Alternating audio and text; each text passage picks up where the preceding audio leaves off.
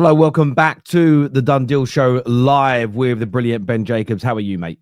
Everything is good, live from Miami, so very early here, but always a pleasure to come on. Absolutely, and lots to get through today, lots to talk about. Viewers, get your comments in. We'll get to as many of them as we can during the show as well. But look, we'll start with the big breaking news from last night, really. There was a here we go from Fabrizio Hang on a minute. Sorry, I'm getting a bit of playback. Oh, there we go. I was hearing myself in my own ear. I was like, what's going on here? Now you know what we feel like. It's horrible. It's horrible. But obviously, there was the here we go for Wirtz to Liverpool. There's been some not even contradictory, but some contrasting reporting, should I say, to try and be diplomatic. What's your understanding of the latest between Wirtz, Liverpool, and Bayer Leverkusen? Yeah, first of all, massive respect to Fabrizio Romano, and I think he's right in the sense the deal will happen. My understanding is that if we're talking about a full agreement financially, they're still working on a few things, the add-ons and the payment terms, but it could move very quickly now. So today, tomorrow, by the end of the week, you would expect an agreement in principle. That's where all parties' heads are at.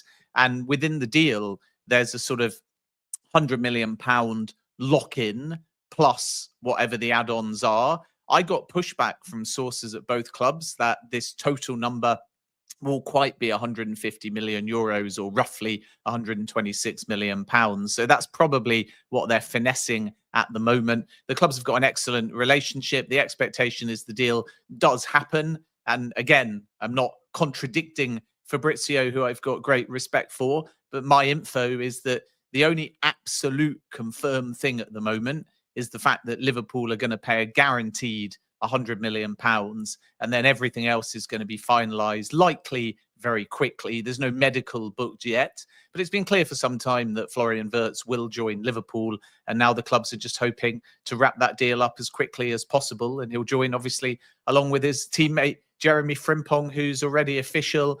And then we wait and see how quickly Milos Kerkez gets over the line as well. That deal is not in doubt either. There's nearly an agreement in principle for £40 million or over. So Liverpool have been active. A lot of the attention has been on Man City because they're the team signing so many players ahead of the Club World Cup. But Liverpool are kind of moving like they're in that Club World Cup, and a lot of their summer business is either done or close to done pretty much at that 10th of June deadline, which shows you that they've put a lot of hard work and planning into getting these deals over the line to back Arne Slot in a bid to defend their Premier League title and more next season. Yeah, it's one of those deals, as you say. It's all meant with respect to Fabrizio. Maybe again, as you say, contrary reports, but it does feel like it's going to happen, like it's going to get over the line. So maybe not space for Liverpool fans to start panicking and thinking this is Caicedo 2.0. Well, yeah, and I mean, you know from Fabrizio that when he says here we go, it means in his information and mind, the deal's going to happen. And any sort of finessing to formalize that can at times come after. So huge respect for him. It's a different situation to Moises Caicedo because there was no agreement with Liverpool and the player. What happened was Liverpool got a bid accepted, which at this stage they haven't done with Leverkusen. And the player said, no, I've given my word to Chelsea. I want to remain and wait for Chelsea to agree a deal with Brighton. So that was a completely different situation. This is about Wirtz saying yes 3 weeks ago to Liverpool. And now, because of the magnitude of the deal, it takes time to actually formalize it.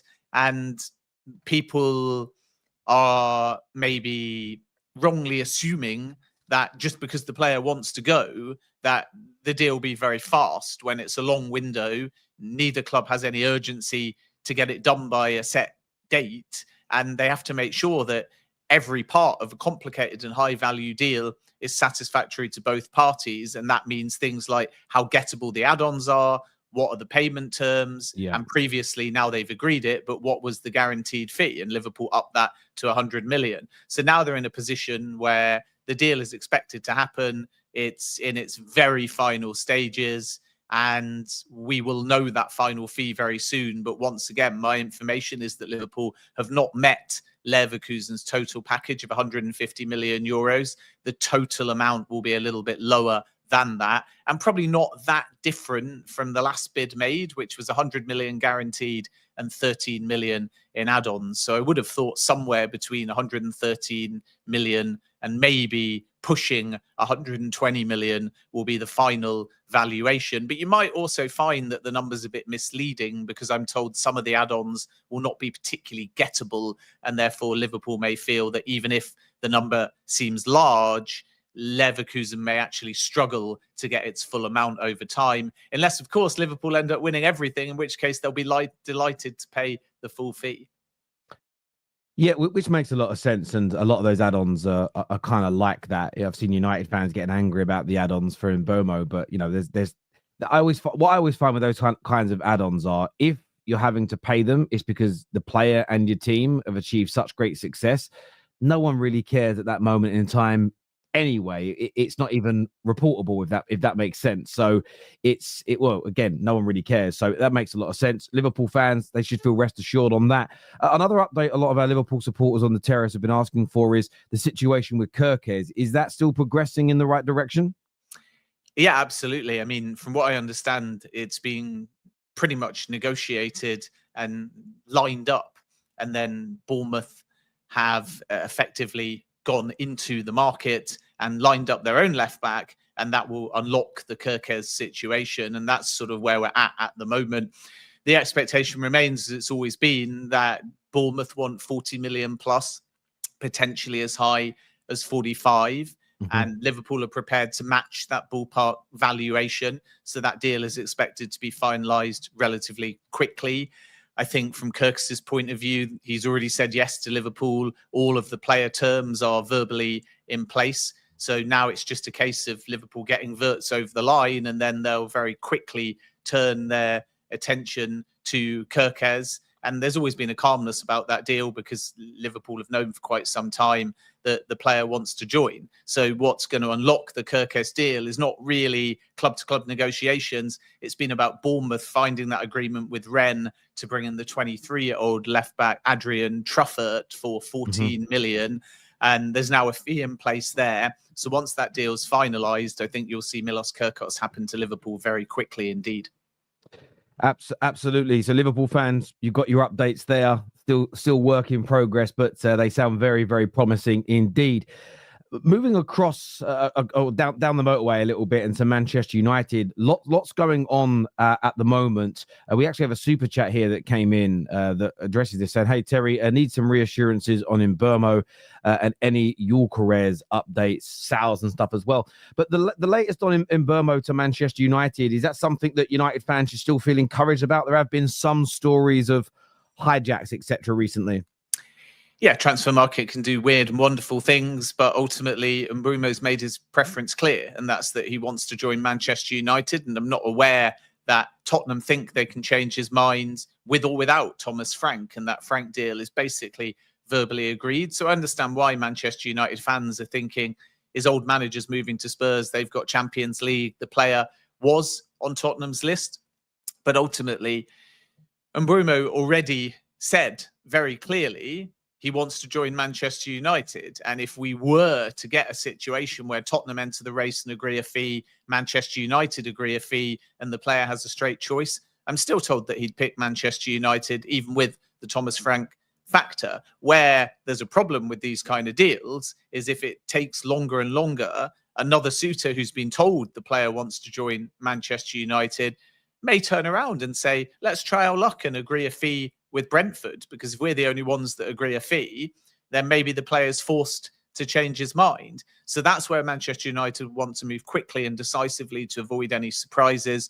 Regarding second bid, I think because we have this football manager, championship manager, depending on what your age, what you want to call it, and because everything is lived out through social media, fans kind of think that if you place one bid and an hour or a day passes and you haven't played a second bid, what are you doing? Why is there no progress? Why is there no update? But actually, it's the bits between the bid that get you to a point of success. So first bid will always be quite important because it actually establishes club-to-club contact. But then second bid, third bid, fourth bid, and so on You're not just waking up every day and going, okay, 9 to 5 hours. Let's chat about it at 9. Let's bid at lunch. Let's get an answer by the end of the day. Everyone shake hands. We've made progress, either deal done or on to the third bid, the fourth bid. It's your verbal negotiations. So each bid you place, if there are to be multiple bids, you feel that you've got a better chance of success. So what's happening with Manchester United and Brentford at the moment is they're using that first rejected bid, 45 million plus 10 million in add-ons, to discuss some finesse. So when Manchester United imminently place the second bid, they will feel that they've got a stronger chance of success. And this is very much a new Manchester United thing under Jason Wilcox, who's the new now director of football, and Christopher Vivell, the head of recruitment, where they don't want these long drawn out sagas. They don't want to have to make 4 or 5 bids to get a player. They don't want things to go all summer. So I actually expect Manchester United, when they place this second bid, to, one, feel confident that it will be close or be accepted. 2, that if they need a third bid, it may be a final bid. And 3, they'll be prepared to also walk away quickly if they think that there isn't a deal there to be had and move on to other targets, rather than these Frankie de Jong type sagas that rumble on all summer and ultimately don't yield any business, or these Rasmus Højlund type deals where you have to pay 25 million euros above what you wanted to pay just to get the player with a so-called Manchester United tax. Those days are over at Manchester United. So they're going to be decisive, and they're waiting for the right time to place this second bid formally, even though verbally increased numbers have been discussed. And right now, the situation is very clear that Brentford want Matheus Cunha type numbers, 62.5 million. The structure of the deal is going to be important. It will likely require, I'm told, a minimum of 50 million pounds. And when Manchester United, through their verbal conversations, think, okay, we've made a bit of a breakthrough with Brentford, that's when they'll place the second bid and thus have more confidence of it succeeding compared to the first one. If every single day they just bid and bid and bid, then although it appears like you're being ambitious and decisive and there's progress, you're bidding blind, you're probably irritating the selling club, and you've not had that gap and that time to work out why your first bid, or in any transfer case, any bid, failed. And it reminds me kind of people that apply for 100 jobs, sending off the same CV, doing the same job interview, and every time they get a rejection, they apply for another 100 jobs, and they get another however many interviews, and each time they get rejected. And then those who seek feedback and pause and go, do I need to change my CV? Do I need to ask why I failed? Do I need feedback to learn from it and interview in a different way? Those type of people get the jobs. And these kind of recruitment people get transfers done when they actually make it collaborative, because there is a willingness from Brentford to sell. And that's a very important part in this story as well. So I think Manchester United are intentionally taking their time, and there is still a confidence, because the player wants to join, that this deal can get over the line. And it makes a lot of sense to do that, as you say, in terms of getting it right, not wasting anybody's time, and the like. But listen, a comprehensive update there on Mbeumo. In relation to, we know that Manchester United are keen to move forward with Victor Gyokeres, but are cautious due to the overall costs. There are reports coming out that Sporting are now intentionally driving up the price. There's frustration in Gyokeres' camp. Is this one of the other reasons to add to a delay in any kind of formal approach and formal bid? Yeah, I think also the player had told suitors that he wanted to wait, and everyone was to make an inquiry, and then he would decide who he wants to engage with after his holidays. And you have to respect the player side as well. And we also know that Manchester United need outgoings to fund a number 9 of that magnitude. So Victor Gyokeres is open to Manchester United without Champions League football. But of course, they've got other options as well. And they've had to kind of shortlist those options a little bit later, because originally they were quite confident that Liam Delap would get over the line. So one factor in the delay with Victor Gyokeres is the fact that the player's just saying, I will seek interest and then engage. And you need to respect that if you want to succeed with this kind of player. Then the reason why I think he thought he could do that was, to your point, because there was this gentleman's pact in place with Sporting that said you can leave for 70 million euros. So the Gyokeres camp have felt for quite some time that there is not going to be a headache with club-to-club negotiation. And therefore, the player can actually control the timeline, knowing once he's decided where he wants to go, that club will go to Sporting, pay the roughly 70 million euros number, and that will be that. Because 12 months ago, Gyokeres decided to stay at Sporting in return for the fact he'd be allowed to leave this summer. Now, regarding reports in Portugal, which I respect, that say Sporting have reneged on this so-called gentleman's agreement and are now asking for in excess of 80 million euros, that's not my understanding. And therefore, clubs interested in Gyokeres can still be calm, that they will be able to get him for roughly 30 million below the 100 million euros release clause. I think what we're seeing from Sporting, which, as you can imagine, is a reasonably fair approach, even if the Gyokeres camp don't like it, is a growing pool of suitors. Gyokeres has had interest from Saudi Arabia. PSG have looked in the past, although it's felt that Luis Enrique might now put the brakes on that deal. Juventus are in there. Arsenal have obviously got Gyokeres and Sesko. So Sporting suddenly realised that as long as the player gets the move he wants, if they have several suitors in a bidding war, why not ask for a little bit more? And that's the kind of game going on at the moment. So the Gyokeres camp perspective, and let's be very clear here, is they believe in this verbal pact. It wasn't just a number, but they believe that the agreement was suitors go to the Gyokeres camp, he decides what his preference is, a bit like Mbeumo did, and then he goes to Sporting, and one club goes to Sporting with player buy-in, and they do it for around 70 million euros. Sporting are now realizing that they can seek the interest directly and create a bit of a bidding war. And if so, as is normal in the market, they'll try and get a bit more. But where I think my information is different to that in Portugal is I'm not told that Sporting are denying Gyokeres an exit. They're just trying to get a higher number. But where there may be friction is there will be some clubs such as Manchester United that might do the deal at 70, but not at 75 or 80.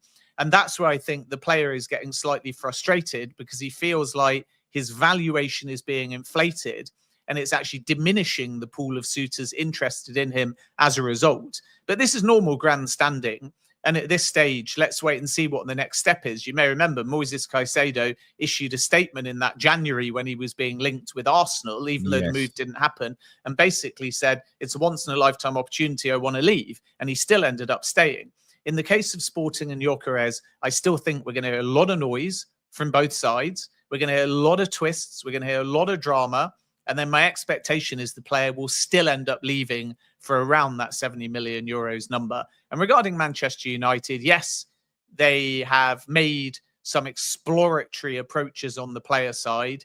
Nobody's made a formal bid yet to Sporting. And that's, again, why I think we're hearing so much talk about it at the moment, because the more drummed up interest Sporting can create, the higher number they can get. Whereas the Gyokeres camp would rather this happen discreetly, him decide on his number one choice, agree terms, then when that club goes to Sporting, it will be a more simple negotiation because they'll be the only ones at the table. So there is a slightly different strategy going on between Sporting's approach, wanting a lot of noise, a lot of suitors to come to them, a lot of bids that they can play against each other, and the Gyokeres camp saying, hang on a minute, don't go to Sporting, almost come to me, agree terms with me first. I'll tell you where I want to go. Then when you go to Sporting, you're in a stronger position. And we wait and see how it pans out. But I still think that Gyokeres won't be leaving for anywhere near his 100 million euros clause. And now we have to wait and see whether Manchester United advance it, whether they place a formal bid, knowing that they've got some player buy-in, but he's got other options as well. And then from there, the situation will be resolved relatively quickly. But I don't sense it's a today, tomorrow saga. It might be one that goes into July. He says here, the Sporting's president has just released a statement, and it says that Gyokeres scored 63 goals and 10 assists. Fantastic performance. Certainly one of the best players to have ever stepped onto Portuguese turf, and Sporting will not demand the clause. He says, now blackmail and insults Sporting will not accept. One thing is certain, Sporting will not accept 60 million euros plus 10 add-ons. As of today, Sporting have not received any proposal for Gyokeres. So I think the first part is coming from the president. I'm not sure if the second part is coming from the journalist. It's been like put out there by aggregators. So yeah, I mean, marrying up similarly to what you've said. The president has said they're not asking for the yeah, clause. but also 60 million euros was never a number. It's 70 million euros plus whatever add-ons they agree. Yep. That's the number. That's the pact. 60 plus 10, from what I understand, was never an agreement in place. The number is 70 million euros based on sources I speak to on the Gyokeres and Sporting side. And if Sporting get that guaranteed number of 70 million euros, plus whatever add-ons they do or don't negotiate, because you never know, it might just be a fixed fee as well. From there, a sale will happen. And once again, I've not seen that statement you reference, but should that be the words of the president exactly, then he's saying there won't be the release clause 100 million. The pact is it can be 30 million below it. I don't know where this 60 plus 10 number has come from. It's never been a suggestion I've heard, even months ago when all parties were on the same page. It's a 70 million ballpark. There may be add-ons on top, and that will be significantly below the release clause. And that has always been Sporting's position. So I'm kind of surprised that we hear suggestions, given the volume of interest in the player, that the number could only be 60, because that's never something that I've heard. And if the Gyokeres camp suddenly feel 60 is the number and the pact, then they've changed their position. Because I've spoken to sources at Sporting, at clubs that are interested in Gyokeres and within the Gyokeres camp. And the number, dating back now 6 months, even a year when he started the season, was always around 30 million below the release clause. To my knowledge, it was never 60. Ben, thank you for that update. Really do appreciate that. Just briefly, one more part on Man United. The goalkeepers, Emi Martinez has been linked as the potential new number one, but you've recently mentioned another goalkeeper could be between the pipes next season for United. Yeah, Marcin Bułka, another name on the list. It's an approach to the player side, no club-to-club contact. And Nice would be prepared to sell, I'm told, for around 50 million euros, maybe a little bit more because there'll be add-ons factored in, but they want a minimum guaranteed fee of 15 million euros, possibly as high as 20, 25 million total package. So one to keep an eye on for sure, as is Emi Martinez as well. At the moment, Manchester United are still determining their goalkeeper's situation, because 6 months ago, it was only about a number two, Bayern to depart, bring in a young goalkeeper, and that's where Joan Garcia came in. But of course, he wants to be a number one and is now set to join Barcelona. I never really felt there was that much substance to Ilham Melia and Manchester United, despite suggestions. It's true they like James Trafford, but again, he wants to be a number one now, and it's really Newcastle that are pushing. And I think Manchester United's perspective was find that sort of 25 or 23 and under player that could come in and provide competition to Andre Onana, but effectively be a number two. A bit like, you could say, Kepa going into Arsenal, David Raya stays the number one. Now the Andre Onana situation is just a little bit more open. It's important to say really clearly, the player's not been told his Manchester United time is done. He went off to postseason. Then he flew off to India to do a commercial activation. And as you'll know, Terry, usually when a player is involved in a postseason activation or their faces on a kit launch, these kind of things, it usually means they're safe. They're part of the plans, because you don't risk marketing your players post-season using faces that might depart, usually. And this is why the Onana side are very much of the belief there's a lot of noise around his future, but nobody yet has communicated anything to Onana.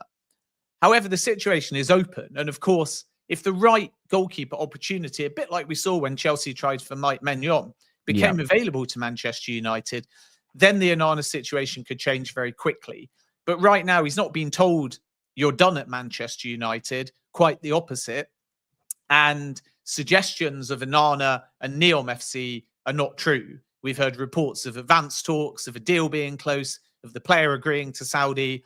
None of that is accurate to my information. Without meaning to disrespect any other reporting, it is simply not what I'm hearing at my end. Onana, for now, still focused on Manchester United. But it is an open situation because other goalkeepers are being, at least initially, explored. And Marcin Bułka is one of them. And as you say, Emi Martinez is the other. Martinez appeared to wave goodbye to Aston Villa, but he is well contracted. So it remains to be seen whether he departs. But it's a key 2 weeks in the Emi Martinez narrative, because we're heading towards the end of the financial year. And 12 months ago, I remember Newcastle sources briefing, we're not in that much panic. We only need to bring in 15 to 20 million. And then suddenly in the final days of June, they nearly sold Anthony Gordon to Liverpool for 70 million plus, and had to sell Elliot Anderson to Forest and Yakuba Minter to Brighton just to balance the books. So of course, if you're Villa, you're never going to be saying publicly or even privately to journalists, you're in a panic. Otherwise, the market's going to swoop in and make derisory offers to force you to sell your stars. But we don't know what that Villa number is that they need without Champions League football to balance the books. Is it a Morgan Rogers type fee, a player Villa simply don't wish to sell? Is it Yuri Tielemans, slightly less, another one they want to keep hold of? Can they get Jacob Ramsey to Saudi Arabia? Again, that's not as advanced with Neom FC as some have implied. Is it Ollie Watkins because he's a bit older, but you probably need to spend more than you actually bring in for Ollie Watkins to find a replacement? Or is it Emi Martinez for 25, 30, even 40 million? And that kind of number allows you to buy a very good goalkeeper and still make a profit.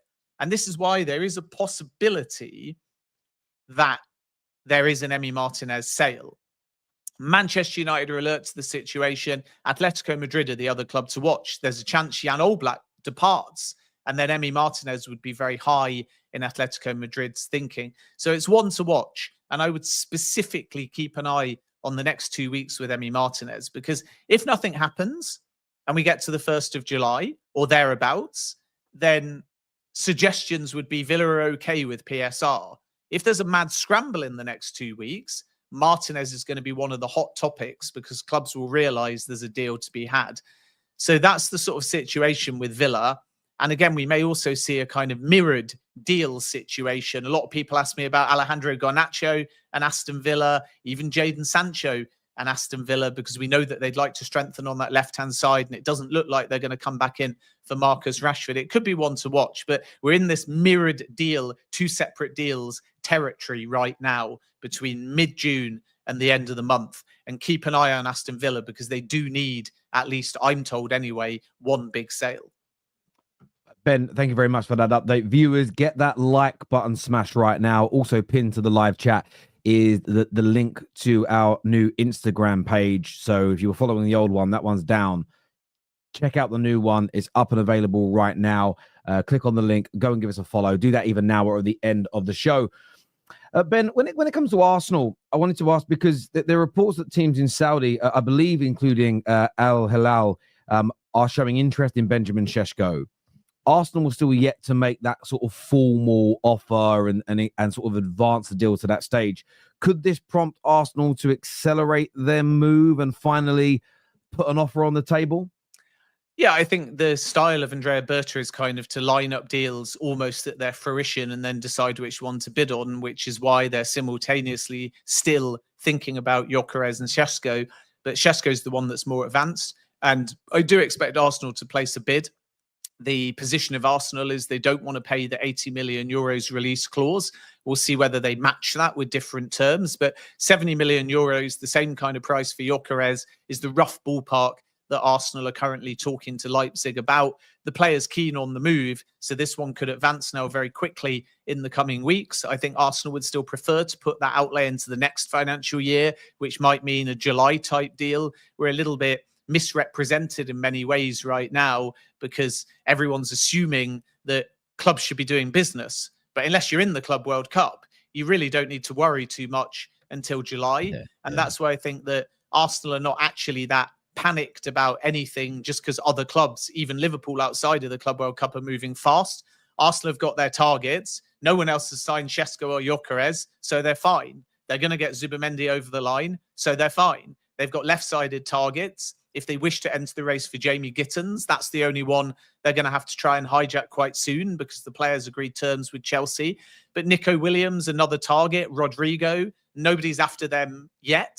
And Nico Williams has got a release clause, and Real Madrid have set a clear price on Rodrygo of 90 million euros or more. So it is very easy to say, Liverpool have done Wirtz. They're going to do Kerkez. They've already brought in Frimpong. Chelsea have managed to get some pre-agreed deals like Dario Asugo, who's just joined, and Giovanni Quenda and Liam Delap. But Arsenal weren't in the race for any of these players. And the players they are in the race for, I'm not aware they've lost the race for any of them. So they have time. And that, again, comes down to all of that silent work when people say you're doing nothing, to build the relationships, to understand when the right time is to bid, to understand if the player wants to decide now or actually go on holiday and forget about it, then come back and make a decision. And that's the territory we're in now, where players are starting to end their holidays in the next week or so. And that's when Arsenal will say, okay, now we'll speak to the player. Now we'll make our move. Because imagine if, and this is where we forget that footballers are human, you're Benjamin Sesko, you're off on holiday, and Arsenal just go and place a bid with Leipzig, and it's all over the media. And then someone else counters going, well, we want Sesko as well. And he's lying on a beach in Marbella thinking, now I've got to make a decision, or now my holiday's disrupted. It can be very stressful. So this, again, is why sometimes clubs wait as well. But Sesko on the Leipzig side is advancing, and they're trying to do a deal outside of this variable release clause that goes up based on how well Sesko performs. And again, I'm still told that if they can, they would do that Sesko deal in and around 70 million euros, and a bid is imminent. Yeah, something I was reading as well yesterday from an Arsenal in the know, and you never quite know about the in the knows, but was talking about how Leipzig have got some financial issues themselves. And I just read that and thought, well, let's just say that's true for a moment. It would also make sense for Arsenal to not just rush through a bid, pay the maximum amount, when actually if you negotiate over 2, 3, 4, 5 weeks, you might save yourself 10, 15, 20 million euros that can be invested elsewhere. So I do think when it comes to Arsenal, I've been saying it for a few weeks, I think their fans have got to be a little more patient. There's a super chat here from Pav that says, is it true that Arsenal, if Arsenal don't confirm Sesko deal by the 15th of June, they will move on to Gyokeres? I really hope this is true. Have you heard anything of that sort?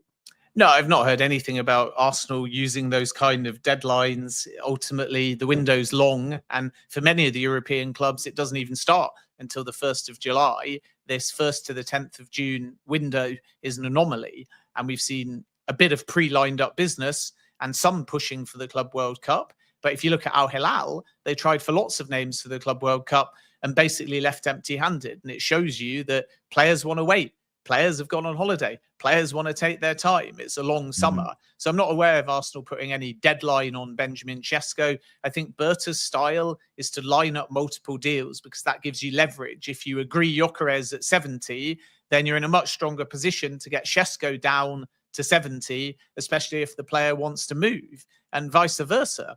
If you agree Sesko at 70, then when you go for Gyokeres, you've got another option you can turn to, and therefore you're in a stronger position to negotiate with Sporting. And this is generally how Berta works in the market. And it's not quite the same as Edu, who was meticulous and determined around set targets. So the Arsenal of old, which is also a perfectly normal tactic, there's no better or worse, but the Arsenal of old under Edu would go off to a club and player, would get that buy-in, would develop over time a long-standing relationship, would feel it was in their control, and then would be very firm in the market on valuation, and eventually either get the deal done because so much legwork had been put in or walk away.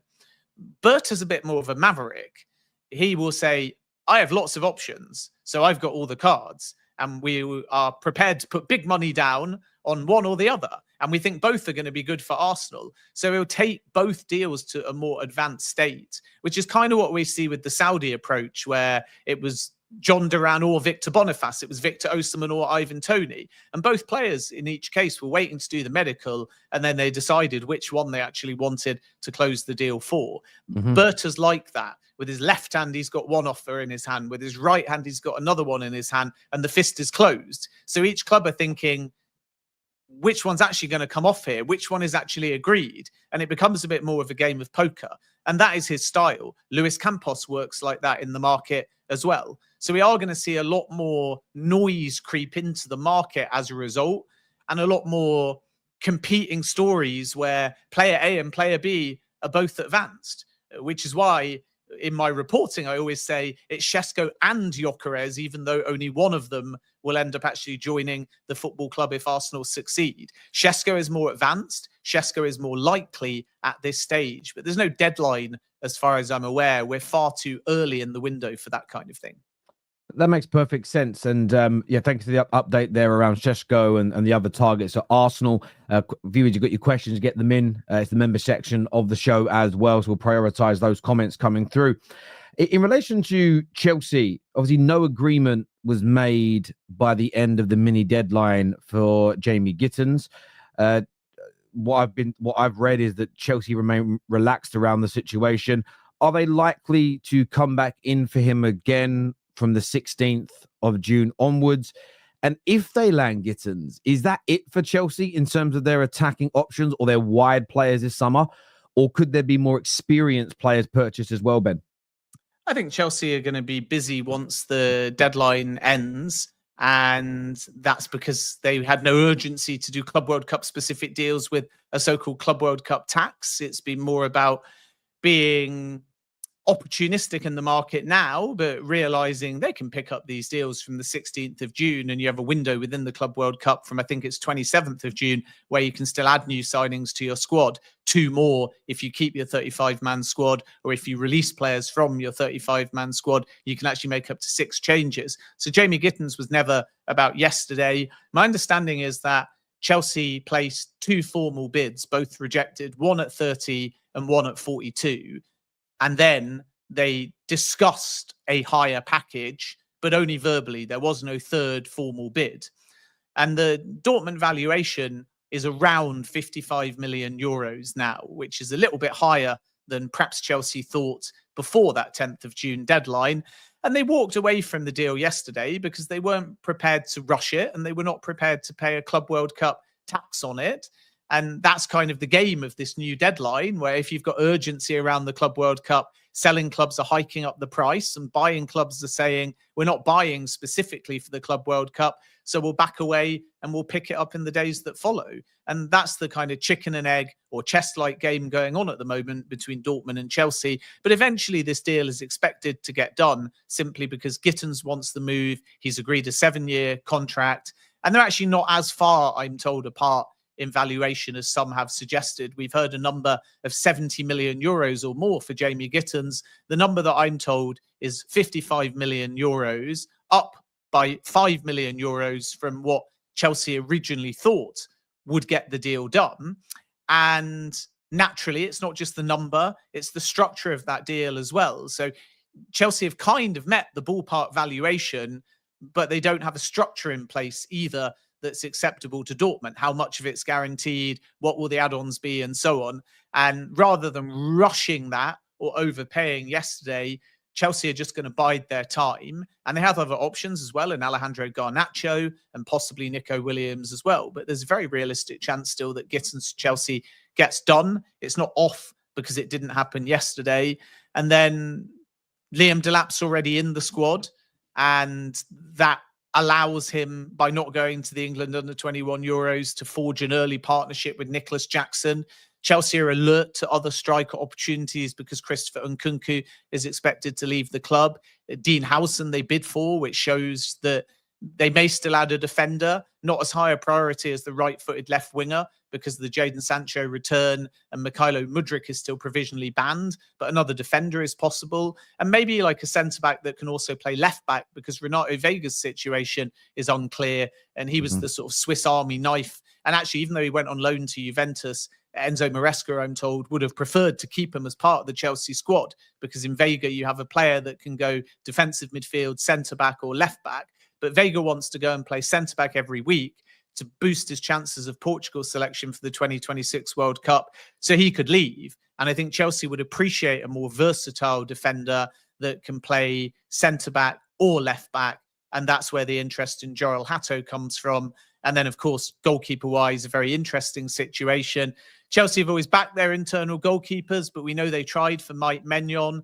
That deal is less likely to happen now after the June 10th deadline, unless Milan drop their asking price. But be alert.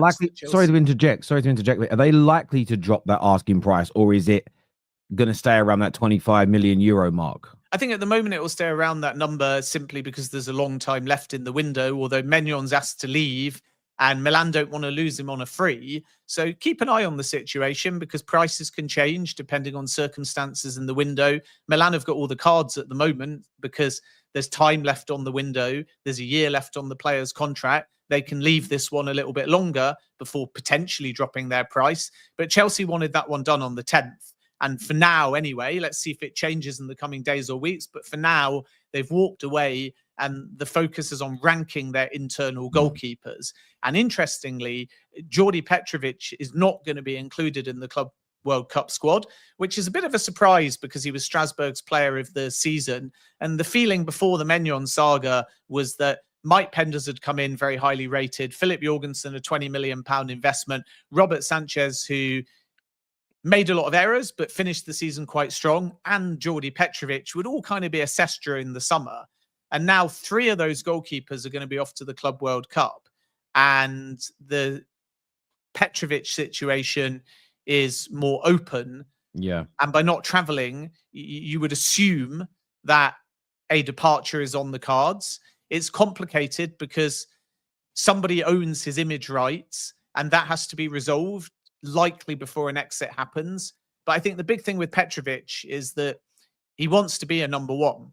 And unless Chelsea can guarantee him that right now, the player will agitate for a move away to seek first team football as a starting goalkeeper. Whereas Philip Jorgensen, more content to fight for his place and bide his time. It'll be the same with Rob Sanchez, though. If he's not crowned the number 1, he'll likely agitate for a move away too. So we could see some movement, but we won't know how the dominoes will fall until Chelsea first rank those goalkeepers. But that will be a situation to watch over the summer. There's big faith in Jorgensen and Penders, and still Enzo Maresca feels that Rob Sanchez improved in the final 6 to 10 games of the season. But again, we don't really know what Chelsea are going to do next. Maignan is a clue. They want to bring in an experienced name. Petrovic being left out is a clue that he could well depart. And actually, Strasbourg would love to be able to sign him permanently, but it's whether or not the player wants to go back there because he's got other European options. So there's still a big question mark over the goalkeeper situation. But the first thing Chelsea will still do is rank the goalkeepers they have. And then from there, the picture will be clearer. Makes a lot of sense, Ben. Thank you for that update. This here from Kingsley says, a question for Ben. Why do Chelsea show incompetence and embarrassing media briefs which make them look amateurish when showing poor negotiation skills? There are a lot of Chelsea fans unhappy with the approach with Maignan as an example and Gittens. They felt the club should have paid the asking price. What would you make of that? Yeah, I mean, first of all, I don't acknowledge media brief. It's a phrase that constantly is used all the time as if somehow the club are sending out information that then just gets published. As a journalist, you are sourcing information, and every bit of information that you have, you put scrutiny on, and then you try and go to other sources to back things up. Sometimes you get conflicting information. Sometimes the club, it's true, will have a position and you may reflect that position in your reporting. Chelsea think this, Manchester United think that. But the idea that clubs formulate somehow a series of points and then it is blindly published without any scrutiny or without any counterpoints, I think is just not true. Yeah. And therefore, when you think about why the Chelsea position sometimes changes, it's probably the fact that this is a fast-moving project. It's a youth-led project. And like any club, they maybe have a different perspective based on what happens. So maybe perspective 1 was back the project and youth, and then maybe a market opportunity comes around, so you change your mind. Perhaps they had one plan without Champions League football, and now with Champions League football, they can attract a different caliber of player. And there are maybe some experienced players that wouldn't have wanted to join Chelsea without Champions League football that do now. Maybe they had to wait on the Strasbourg thing because there was a point where Strasbourg and Chelsea were both potentially going to be in the same European competition. So that doesn't allow them to provide clarity to Matis Amadou or Kendry Paez, who are both expected to be loaned to Strasbourg. If they'd have had to put Strasbourg in a blind trust, then they wouldn't have been able to loan any players to Strasbourg. So all of these things mean plans can be up in the air or plans can change. And I think to an extent, that's just football. Then you've got the atypical nature of the Club World Cup with Chelsea, which gives them extra games. They've got a 35-man squad. They go straight pretty much from the Europa Conference League final win to about 2 weeks off, out to America. And this competitive tournament doubles up as their pre-season. It means they have to do a lot of their business early. It also means if there are players that Chelsea want to leave, and maybe they don't determine who those players are until the season ends, like they made a late decision on Jadon Sancho. If there's players that are going to exit, maybe they have to think long and hard about who goes to America and who stays, because it's clearly easier to facilitate an exit in the early part of the window if the player's not in a camp in America.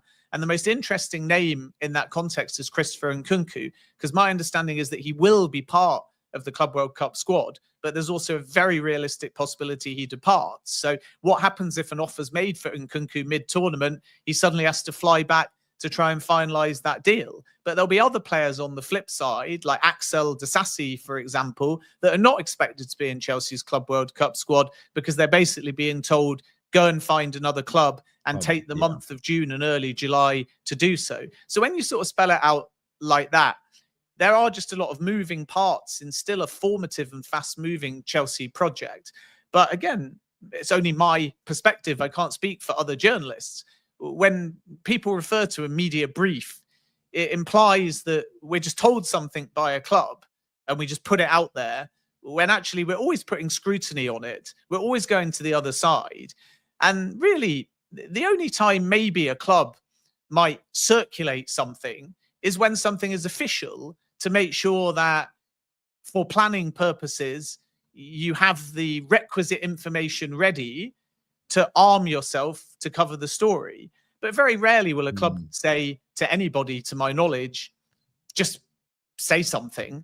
And then we go as journalists, sure, we'll say that. Otherwise, you just become a megaphone for a club. You may be given a bit of information from a source, call that what you will, but you're still always going to go to every possible source you have to try and stand up whether that information is consistent before reporting.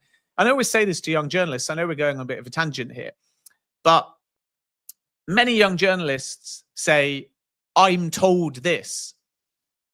And that's not really reporting. If you're given a bit of information, you have to then analyze that information, put scrutiny on that information, and then provide informed reporting.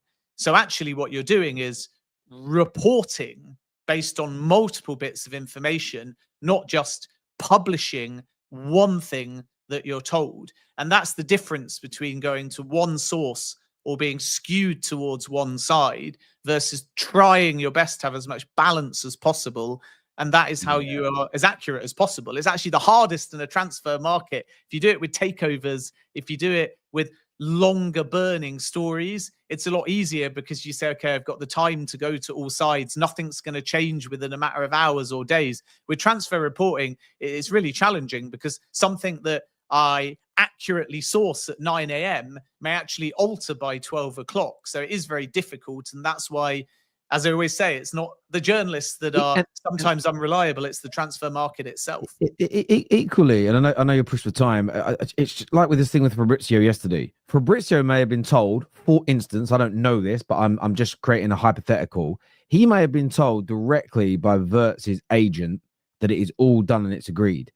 The clubs then brief go, well, no, it isn't. And we've seen this happen a few times to Fabrizio. I remember being at a live event we were doing, and a player was leaving Brighton. And I remember at the live event, everyone, oh, so here we go. And then I think that football club quote tweeted it or replied saying, no, it isn't, as an example. But that's because it depends on who and where your information is coming from as well. And I think fans have got to learn that. But Ben, I know you've got to shoot because you've got to drive for an hour.